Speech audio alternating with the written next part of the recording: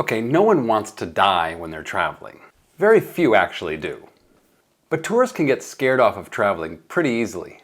So if I'm going to address how the tourism industry is going to rebound faster from the coronavirus, we need to address the concept of fear.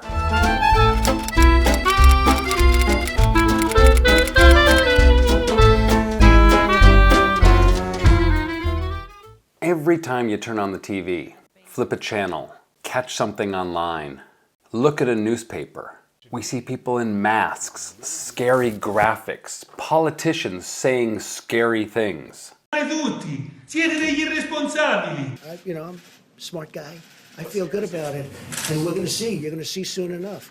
And we have certainly some very big samples of people. If you look at the people, you have a lot of people that are in big trouble.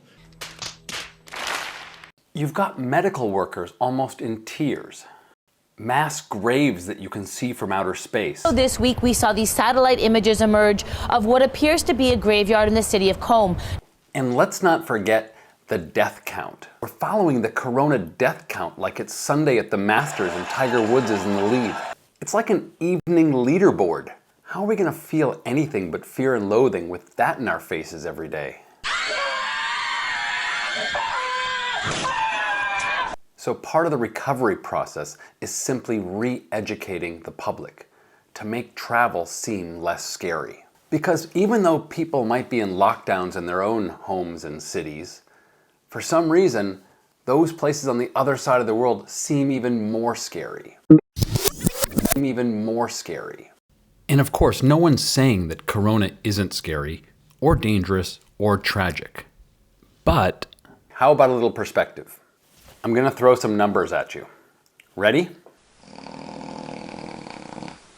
Every day, 360,000 new humans come into the world, and 157,000 die. That's 57 million deaths a year. Over 1 million die in car accidents globally every year. 500,000 from the seasonal flu. Tens and tens of thousands more from opioids, homicides, all sorts of things that are really unacceptable. But for some strange reason, we seem to accept it. We don't bat an eye at all those other deaths. We haven't for years. And some tourists scare easier than others. When I interviewed the tourism director of Jerusalem, she told me that when there's an attack, the Americans cancel their trip and don't return for ages. But the Italians and the Russians, they don't cancel their trips. They still keep coming. They don't seem so put off by the perceived danger. So what do? After an attack, they turn off their marketing for North America and re-channel it towards Russia and Italy. There's a lot of singing in the US about the home of the brave, but apparently this doesn't apply to tourists. So, one thing every destination needs to do in the coming months is figure out who are their bravest target markets. For one thing, as a general rule, tourists tend to think that the places closer to home are safer. Another thing Jerusalem did was something called shining a bright light in a dark space. After a terror attack, they used to park a tank in that space as a show of force. But then they realized that was just scaring visitors away. So they reversed strategy. They kept security high, but more hidden. And they put on a free concert in that spot and gave people a reason to visit. I mentioned before about re-educating the public about the perception of fear. This is already starting to happen. And I'm not just talking about those inspirational sing-alongs on the balconies of Italy. I'm talking about some more startling data. What if the coronavirus is actually causing fewer deaths? I know, it sounds crazy.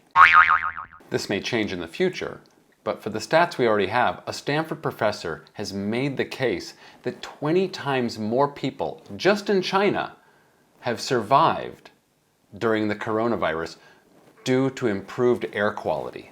Again, during the coronavirus in China, more people were surviving by a factor of 20 because the air was easier to breathe.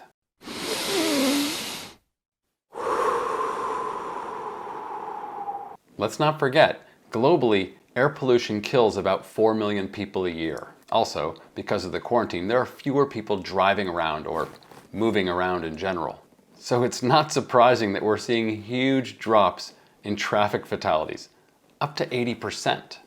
And robberies are down. So while so many are staying indoors to prevent corona deaths, they might actually be saving more lives because of air pollution and traffic fatalities. When it comes to getting people traveling again, we're going to have to change the perception of fear.